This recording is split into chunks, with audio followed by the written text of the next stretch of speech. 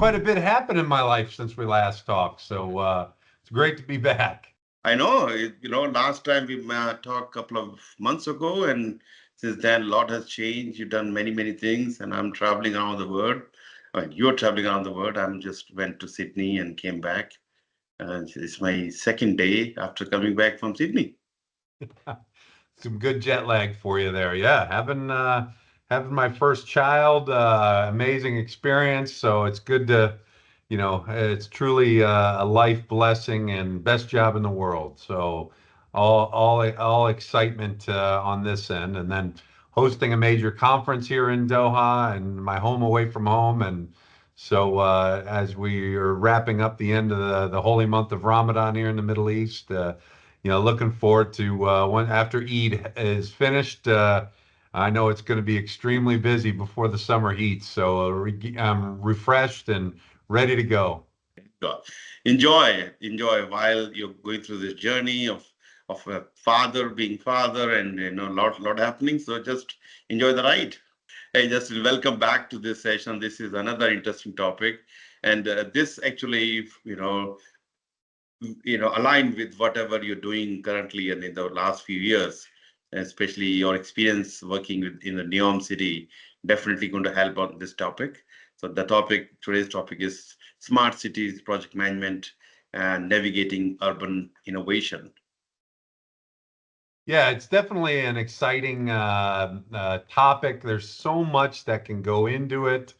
I'm excited to see where the discussion goes, simply because there's just so much to talk within the realm of smart cities. So here we go. Let's see what we go. I'm sure we'll probably end up only scratching the surface or keeping it at a very macro level in a lot of ways. But this is something that certainly, even if you don't, it's not necessarily coined a smart city. There's so many aspects of our lives that are, with technology and everything. Even if you could be living out in the countryside on a farm, your farm is a smarter, quote unquote, house than it used to be as well with all the technology. So don't necessarily have to make it a city in the most literal aspects. Our lives are definitely being changed by technology on a daily basis. Oh yeah, it's every day we are seeing innovation after innovation with drone technology, with the IoT, and artificial intelligence. In name a few, lot is you can expect a lot from your new cities or new houses. Certainly exciting. And we're going to talk about some challenges around, because yes, while exciting to live in the city, but privacy and all kind of things, are you still a same individual, or you have been monitored, or you are in a matrix environment? I don't know. Yeah, as a project manager, delivering something like a smart city, you're going to earn your paycheck. That's for sure. There you go. So let me start with my first question. So, Justin, what defines a smart city from a project management perspective, and how can project leaders ensure the successful integration of technology, applications, user engagement to achieve urban innovation goals?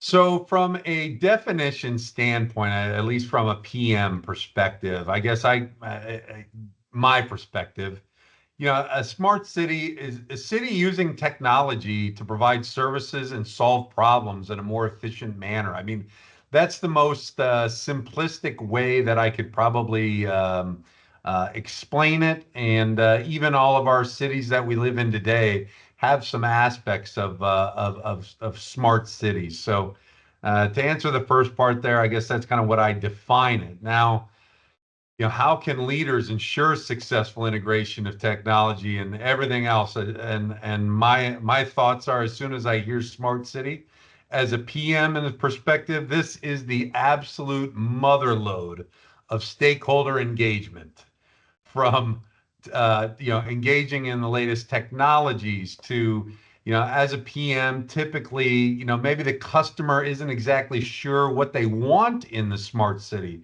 So they're going to put it on you and your team to kind of, well, give us what you think. And then, of course, you're going to go back, well, what's your budget? Mm. And hey, is this in line with privacy laws? So then you have to get involved with local, state, federal governments, and and then at the end of the day, you have to be able to set clear expectations on both sides. And from a PM standpoint, in something like this, where technology is changing so fast that you're going to challenge your design teams to not only have the latest or what is upcoming shortly, because as design typically may go for, it could go up to years out. You never know. So when you're master planning something, you kind of have to plan for something that maybe isn't even there yet, or allow for the expansion of that. So, defining the clear objectives is imperative, Mm. and with the technology always changing, you really have to be on your game and allow for expansion. You can't necessarily predict the future, but hey, sit with your customer, figure out what is it that you want as a selling point for this particular smart city. If you're building, a new one from scratch, if you're going from a traditional urban environment, well, what can we do to make things better? And I know we'll get into that later, but even as so much as having a standard within a community of hey, the home has to be the furnace and air conditioning, being more efficient with you might have movement sensors in the house, so if there's no one in the house, the sensor picks up that no one's there. You may not have to have it as cool or hot as you want it. So all these different things, I think. But at the end of the day, this one is so critically important, stakeholder engagement. I can't stress it enough. There's so many moving parts, and people are going to be talking in many different silos. So as a PM, it is so imperative that you have clear lines of communication. Otherwise, you're doomed from the start.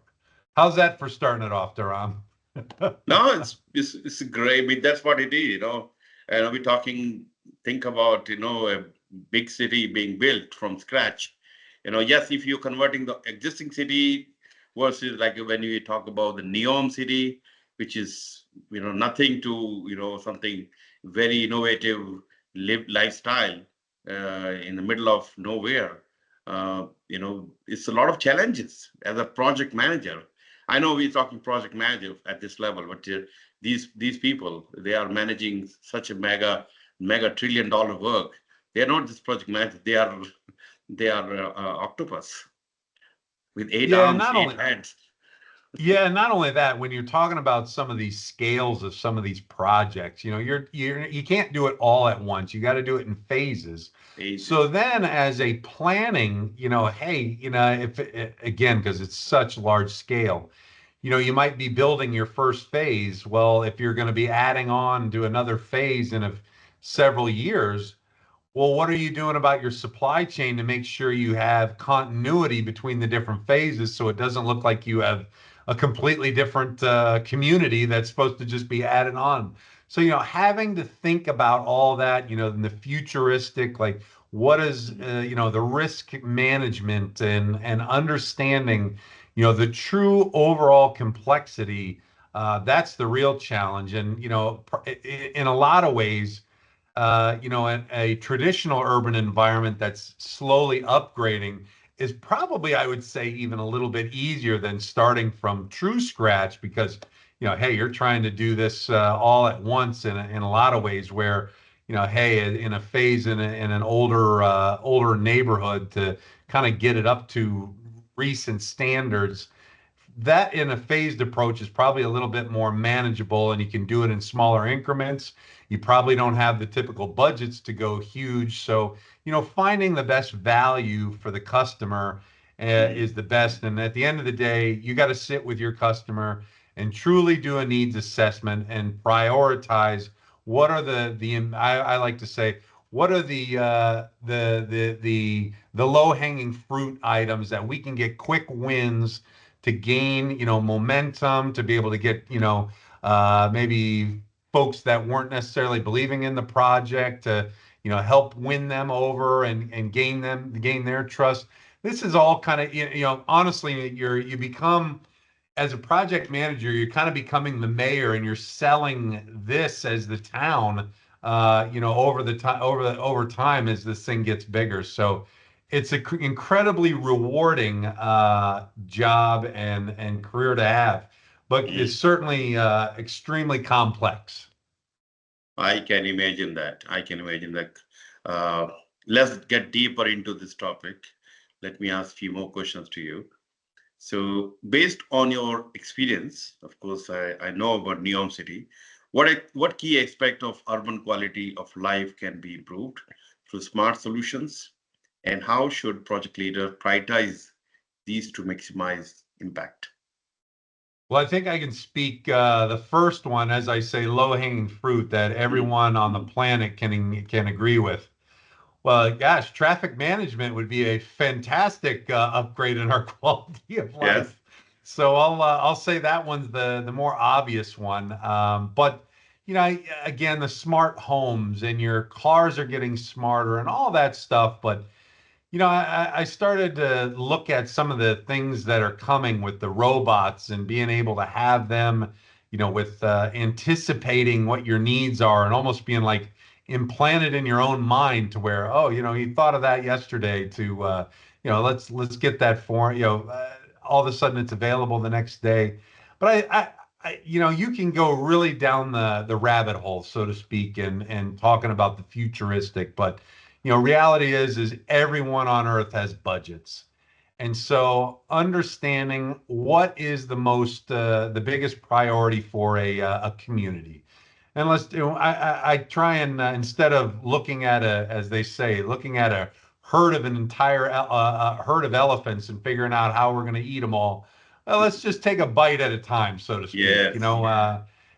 You can only move forward with progress one step at a time. And so understanding, hey, traffic management, I'm sure is going to be, a big thing for anyone. Of course, conveniences where, with now that you have drones, I've even read like Uber Eats are starting to do drones and autonomous vehicles. You can start adding all that in, but, connectivity is extremely important with, as these urban environments are going to these metro rails and everything, being connected to those type of things and the conveniences of making our lives probably easier. Sometimes we take it for Mm. granted. It makes us too lazy, quite frankly. But traffic management, I would say, even being able to, I see some of the things here, like in the Middle East, the food delivery service. Yeah, everybody's familiar with like Uber Eats, and they have different ones over here in the region, like Talabat and Hunger Station. But not only is it just like your restaurants, but I can go on there and order things from the pharmacy to even a friend of mine ordered a brand new iPhone on there. Like you don't even have to leave your house. And there are a lot of times that hey, I forgot something that I needed a couple days ago at the grocery store, and oh, there's a few more things I need. I can place an order because I don't want to go sit in said traffic, Yeah. and it cost me a very little amount of money, and it gets delivered to my doorstep, and 30 minutes later.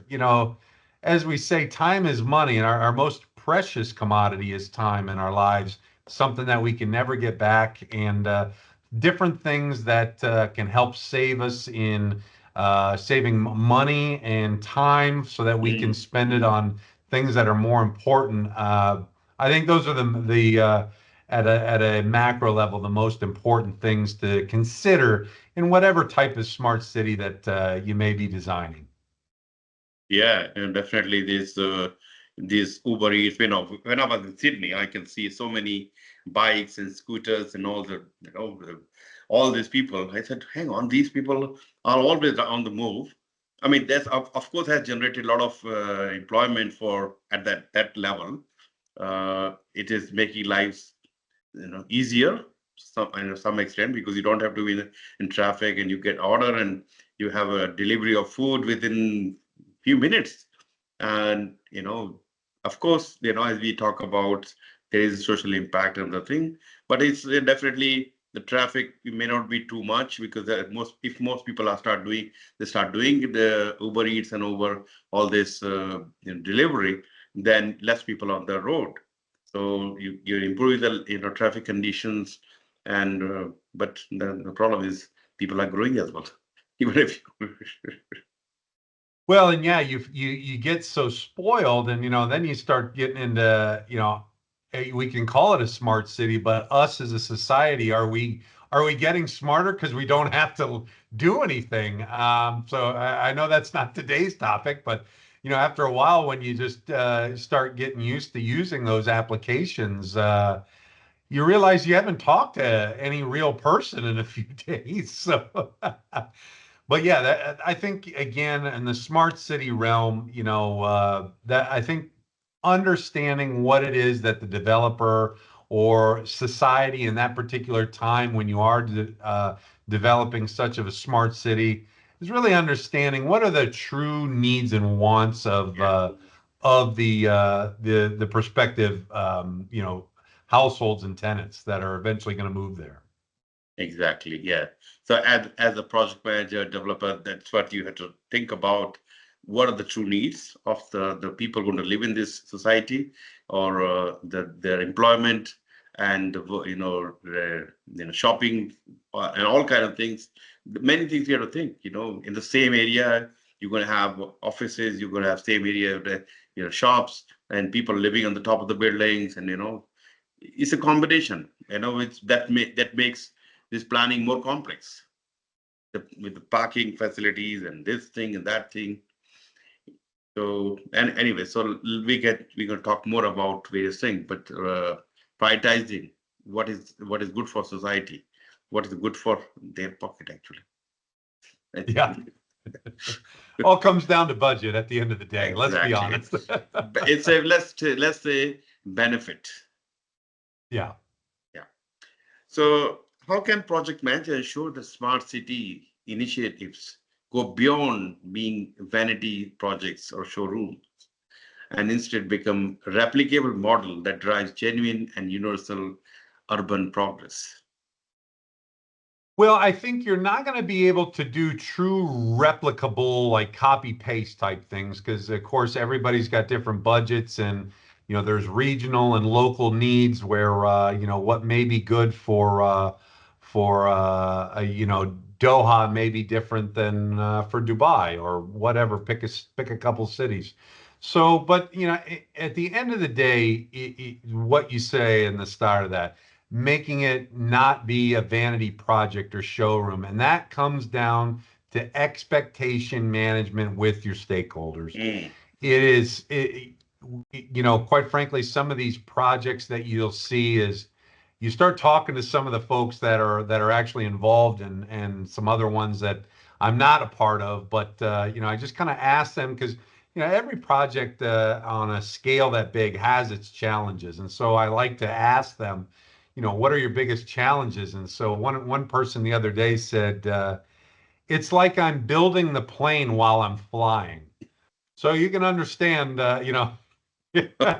so that's a challenge, obviously. So again, things are happening so fast, and because of the technology, wanting to get it in before something changes, or that's the biggest challenge. But again, when it comes down to it, it comes down to relationships, expectations, and you have to be as a project manager, you have to be locked at the hip with the true decision makers that are managing the budget, but also what are the actual outcomes that we want to achieve. And at the end of the day, what you may start out with, and when you go on the journey of the design, things are likely going to change, based on needs, or realizing that budgets aren't as much as they thought, or maybe they have more money. What else can we add to that? That would be the greatest value to a particular community. So, but you're not going to be able to know that unless you're truly locked at the hip with your customers. So, the principles overall of project management, I think, Mm. are the truest as they ever have been. If you're not engaged with your customer intimately, to understand their needs and their evolving needs, especially in a smart Completely. city situation, you're doomed to failure if you're not engaging, truly in a, I mean, in a overemphasized way. But again, replicability. Again, I think the replication of this involves setting the expectations and being honest with each other and developing the trust. Yeah. And if you do that, you can overcome anything, because it's so complex, that we could sit here for days talking about the specifics, and I don't necessarily know how good that would be for everyone. But look, these projects are massive projects. We and every project, as you mentioned, yes, there can be some aspect of one project can be replicated, but not everything. The site location and the complexity and the budget you mentioned again, and the stakeholder expectation, which is changing, and like to be better than other previous projects. So a lot goes into this, a lot of planning and a lot of visualization required. We see the blank, nothing, especially thinking about Saudi Arabia. Some of the areas where only desert, and you say, oh, we're going to have a smart city here in 10 years time. That will call NEOM city. Oh, okay. I don't think there's possibility of a city. There's no water, no sewerage, no this, and yes, in few years' time, you see everything is there. But you need to have a visual, the mind or the something you can visualize that yes, this is really possible at all. That's possible. Yeah, you're exactly right. And not only that, you see one of the benefits of traveling around the world. One of the biggest things that I always notice is how each country handles your immigration when you arrive on the airplane. Yeah. And, during my MBA, I'll never forget it.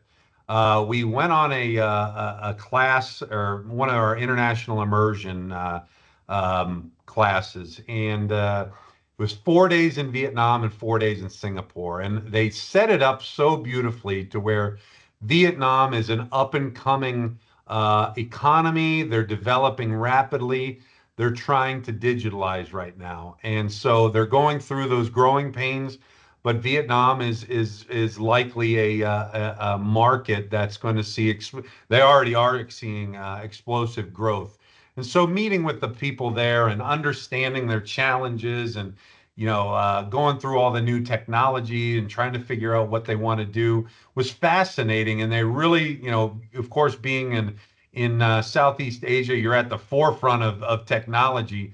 And so seeing that, and where they're at and where they want to be, to Mm. then getting on an airplane, flying, I think it was about 90 minutes down to Singapore, and seeing truly, probably one of the gold standards of innovation in society, where most countries would like to aspire to, from a just as you arrive in the airport, to the Changi Airport. It's one of the best in the world. To Yeah.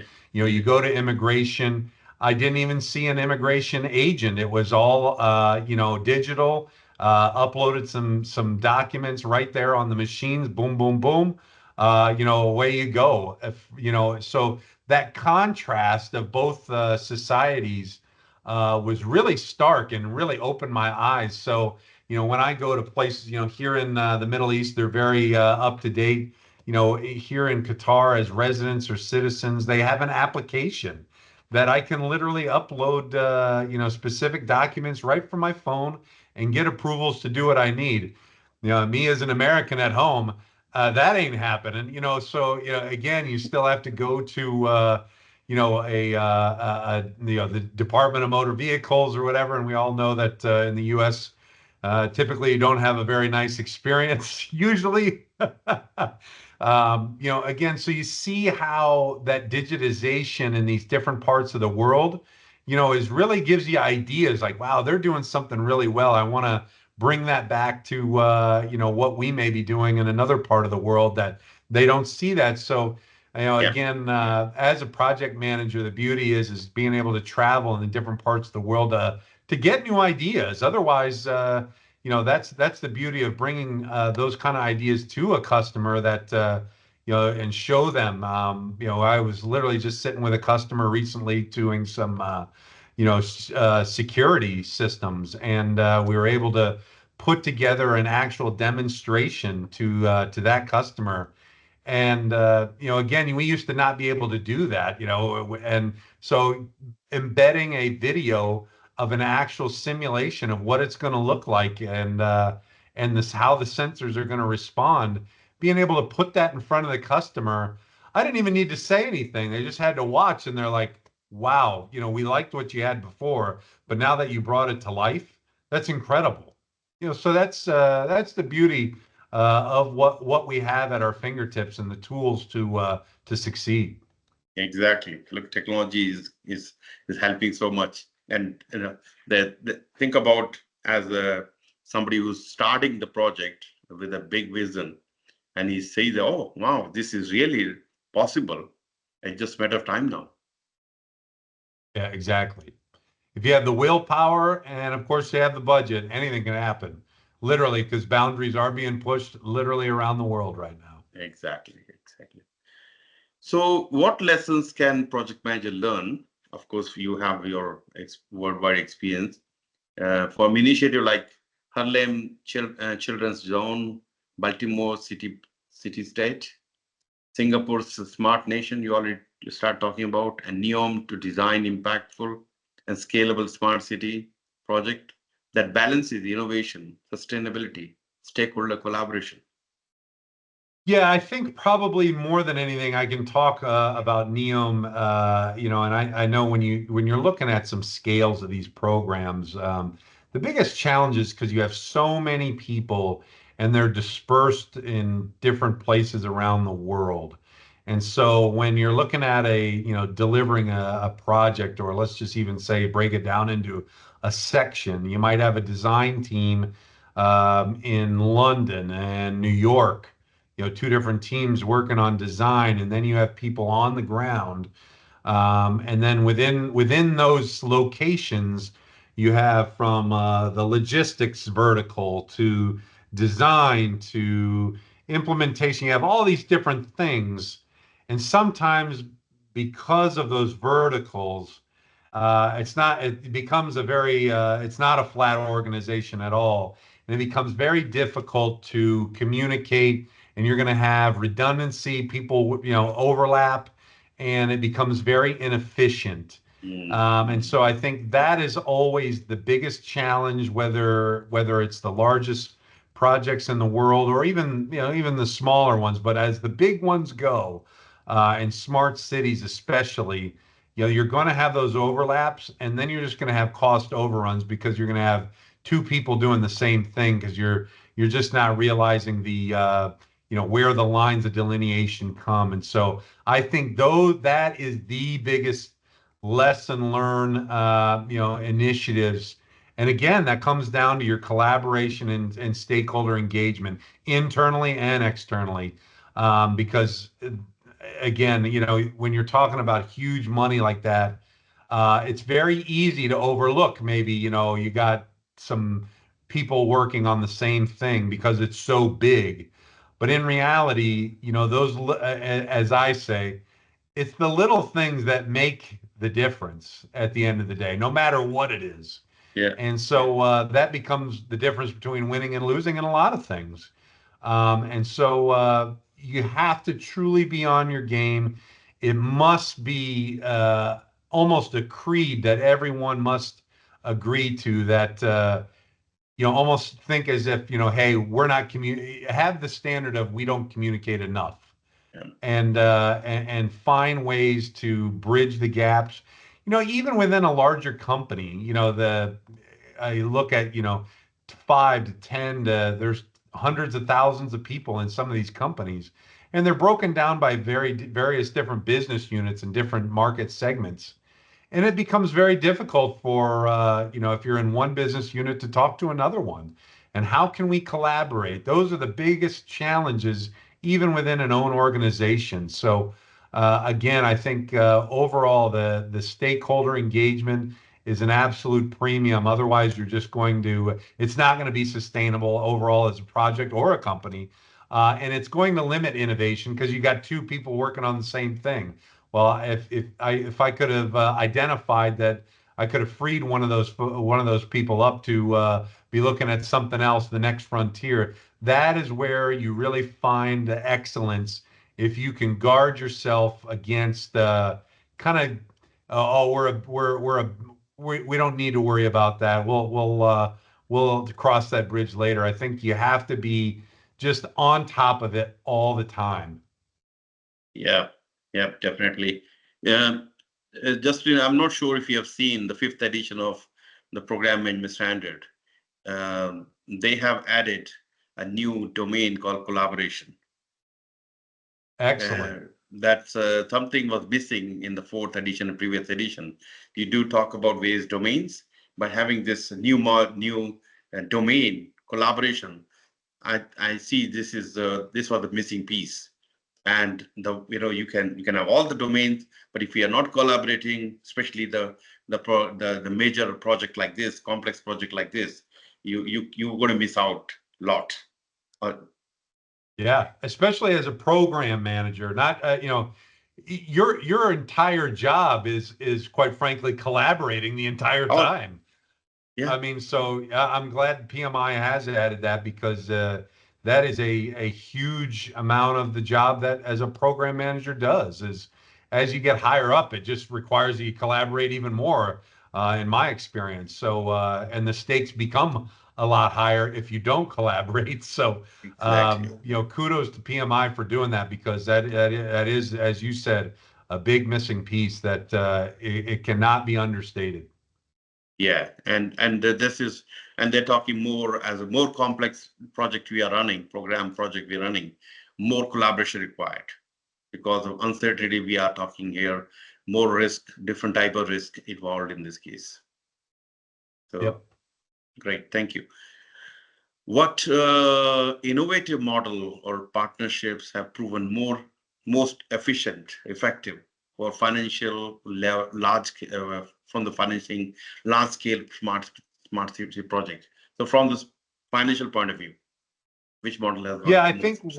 what you see in a lot of these large projects, they'll come up with what they call delivery partners or joint ventures, and typically what it is it's two companies that have, probably similar capabilities, but maybe one has more expertise in one area and the other one has one in it. Basically companies addressing their own weaknesses, joining together to form a solid, partnership to be able to deliver for a customer on a large scale project. So that is typically what you see. You'll see even, the joint ventures Mm, and different things. Not even on the large ones, you'll see joint ventures again when companies realize, hey, we don't necessarily have the footprint in a particular region, but we have the past performance and the skill set. Well, this company has the footprint that we need. They can handle maybe the logistics. Let's talk to that company, see if we can form a joint venture or a partnership to be able to go to the customer and give them the best offering. You do see mm, that quite often, and especially nowadays when it is so hyper competitive globally. It's fascinating when you drive around the different countries and you see, surely you have American firms, but you see South Korean to Australian to European. It's fascinating. You see a lot of the same players, which on paper they're actually competitors, but a mm. lot of times, some of our competitors happen to be some of our best partners in other projects. So it's fascinating dynamics, and again, it goes back to that collaboration, communication, hey, this is what's best for the customer. And as a company, recognizing that, hey, we're stronger together and bringing a solution to the customer than trying to go at our own. So I think you see a lot of that, and I actually encourage folks that, in the business development field for a company, maybe there's a small business that can give you an edge, or a business that has such a technological niche that could bring something to the table that no other competitor could bring. Those are finding differentiators in this hyper competitive market. That's what drives growth, quite frankly, as an organization. Yeah, it's an interesting concept when you talk about competitors now becoming partners in a bigger projects, and then sharing the the financials as well as supporting, and they are collaborating for the reason, because one is that we talk about strength weakness. So I have some strength, you have some strength, and I do have weakness. So can your collaborating with you, help me to come up with, you can help, how to say, my strength and your weakness, your strength, my weakness can become Yep. overall. Play to each other's strengths. Yep. And Exactly. yep, exactly. Yeah, yeah. Like you said, you do a SWOT analysis of your own capabilities and realize, hey, we're weak here. And then you look at your competitor. What's their SWOT analysis? Hey, well, we have a strength where they have a weakness, and vice versa. So it ends up making perfect sense. So yeah, there's a lot of that I see, especially in the larger projects. Yeah, yeah. If you can find such collaborative opportunities, why not? Yep. Yeah. How can project managers address the critical issues of sovereignty in smart city projects, ensuring clarity, collaboration among decision makers, including private innovators, civic entrepreneurs, and public stakeholders?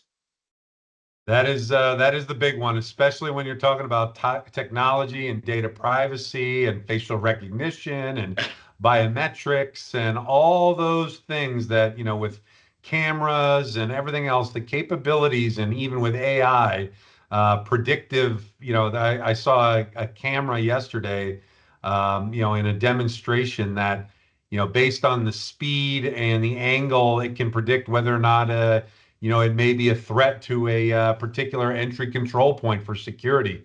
It's Mm, just fascinating stuff. So being able to make sure that it's on the legal and mm, a line, you got to get involved with. Again, this goes back to, you have to ask those questions up front with your customer. Hey, let's make sure we get whatever government entity or semi-government entity, because each country or even district or county, again, local, state, or federal, there's going to be engagement there, and you have to make sure that you're engaging with them regularly. Otherwise, of course, if you've done a proper risk management, risk assessment, this will be front and center, especially in a smart community, because the technology is taking, basically recording your habits in a way and trying to anticipate your needs. And so it's a very fine line, especially in some places in the world that have strict personal privacy laws. So again, it's making sure that again, even internally with your own legal entities, making sure that, hey, this capability, we're looking at putting this into whatever part of the world, is it aligned with the local laws, and mhm, and understanding that hey, some of the privacy stuff may actually chase prospective buyers of that community away. So again, it's finding that balance, and again, but at the end of the day, it matters with that collaboration with your customer, because they should ultimately have a an idea of what they can do and that they can't do, and then it just feeds into a broader discussion that you can get into. Well, what are the and there may be something that the government actually wants to use that particular information to yeah. help find criminals or anything like that. So there may be, hey, we want you to feed this security system into our central database. Well, that can be done, but is that legal? Is it all those different things? So dotting the I's and crossing the T's, again, that is a huge one. Especially that's always a area of area being contested because it does kind of border in that line of is it too invasive? So again, I think in your initial risk assessment, that's got to be front and center. Data privacy issues, question mark, Yeah, and ask a lot of questions. exactly. And it's happening. One of my students, he was doing a major program in China, uh, putting the cameras was the traffic light, to see, make sure the traffic is okay.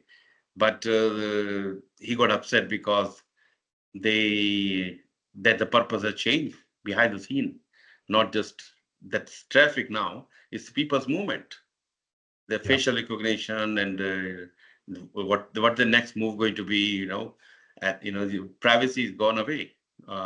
So as you had said, data privacy or public safety, where it is where the compromise is happening. Some particular department decide to use that technology for some other purpose. Yep.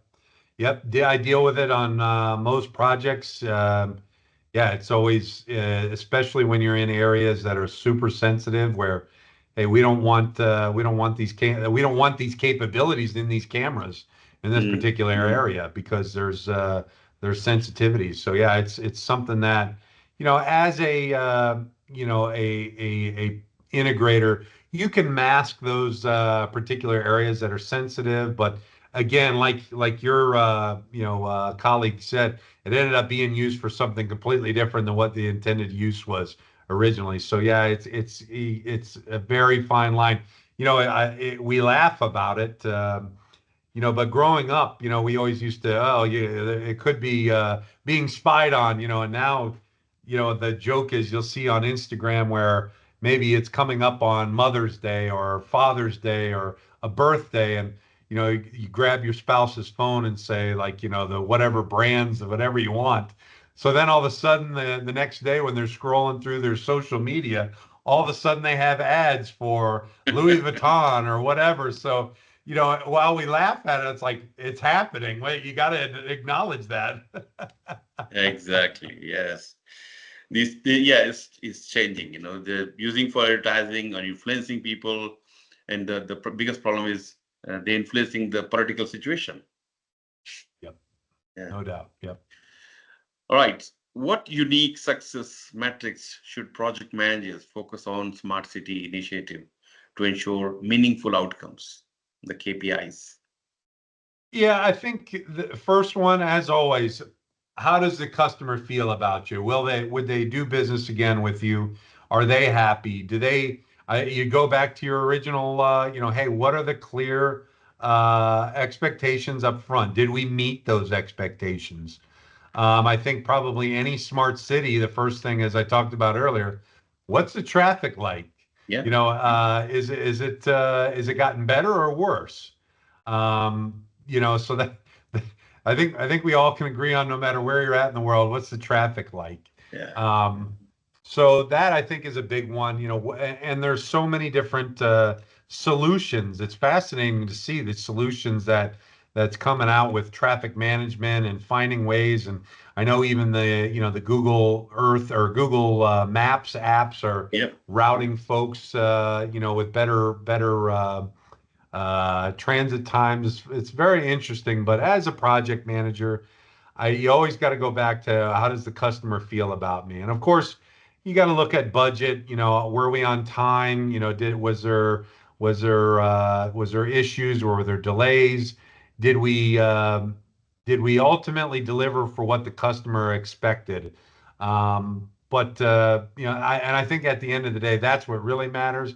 And to me, of course, I always want to say, did we at least future-proof it enough, to allow for the next phase of whatever technology is coming out? Have we anticipated enough to give it another 5 or so or 10 years of lifespan before something, a new upgrade has to happen?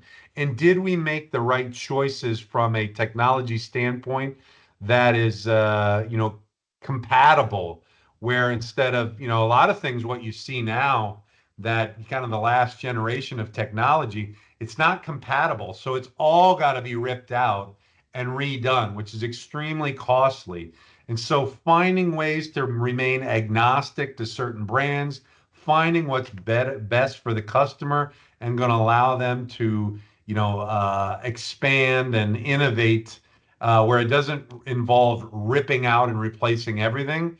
I think that is doing your customer a great service. And typically, developers that are in the smart city market, I think they would agree that that's a big source of contention, where all of a sudden that last generation of technology not compatible. So it's all got to be ripped out and replaced, and they just don't have the budget for it. So there's a lot of heartburn in that. Yeah. But at the end of the day, that and how'd your team do? Did you burn your team out? I never forget about your own team. You got to make sure that you take care of the folks that made you successful as well. Exactly. Yeah, that's good. So there can be many KPIs and measurements which you're talking about it. And one important thing you talked about, how's the folks in the team doing together? At the end of the day, there's a team, winning team, who will be taking us from nothing to a smart city.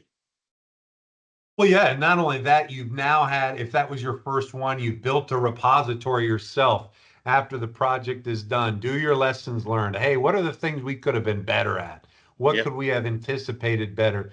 Now you have some past performance to be able to go to your next customer, show what you did, and the hardest one is always the first one. And once you've done it a few times and kind of understand, maybe it's a similar customer. Hey, we've done this before. What do you think about adding this on? Mm. License plate readers and all the other stuff, and making it all integrate together to give you one common operating picture. That is where things are going. And so, taking technology that is not compatible with other things, I think, is something that's dying quickly, because the technology that you have now is really incredible, and giving someone, along with AI, being able to sort out nuisances and things that aren't relevant, to Yeah. focusing on what's important. It's amazing what's already out there, and I sometimes I get a little scared as to what's coming.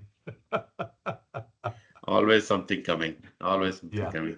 You thought we have enough innovation? No, it's still we are have not. Yeah, I think we are far behind yet. Well, as they say, you're either getting better or getting worse. You can't stay the same. So, Exactly. Exactly. Okay. My next question is: are smart cities a practical alternatives to modern urban living? Can we afford them? Can we afford not to build them? Your thoughts on this? yeah, it's an interesting one. I think the biggest challenges, certainly with some of the new up and coming regions of the world, have that opportunity. Certainly, Saudi Arabia is I would say, probably the dawn of a new day. And as you said, it's a blank slate up there in some of these areas like NEOM and Qiddiya. And so I think some of the technologies that are going to be implemented there are incredible. And certainly from a resource standpoint, they have the resources to be able to pay for something like that. Um, Going to more probably the Western societies that are probably more developed, I think they won't be able. You can't bulldoze a community and start over. And so I think you're going to see things in phases. You've already seen it with the homes being, smart, temperature controlled, to Mm. security, and you see kind of you think about it back in the day, how your cable TV subscription was just your cable TV subscription. And Yep. now, your phone to internet to security systems and smart home is all within your cable company now. And I think you're just going to continue to see that kind of adaptation happen. So, are they a practical alternative? Of course, it's being more efficient from a delivering to a customer in a residential area. Again, I think that it's going to be vastly different in various places around the world, but it's going to be, as I always look to Asia on the technology side, I think is usually at the forefront of the latest and greatest. Can we afford not to build them? I think you have to always be adapting. As I just said, literally previously questioned, either you're getting better or you're getting worse. You can't stay the same. So, or as one of my favorite quotes in the movie Shawshank Redemption, either get busy living or get busy dying. That's the only way, as Morgan Freeman said. So, you have to keep moving forward. Can we afford them? With you can't afford not to do it because the obsolescence of the stuff in your home, it's not being made anymore. So you got to keep upgrading Yeah. and finding different ways. And even with you think about it, some of the earlier iPhone editions, Oh, yeah. they don't even support software on that anymore. So, again, you got to keep moving forward in life. Definitely, definitely. Look, there's no looking back. And the only thing is, yeah, maybe the growing population, the limited space. How can we best utilizing this space, giving the modern technology more advancement to the cities and make people like life more efficient? Whether people becoming efficient or not, that's a different story. But give them as much as they can, and bringing, minimizing the traffic if you can, or congestions.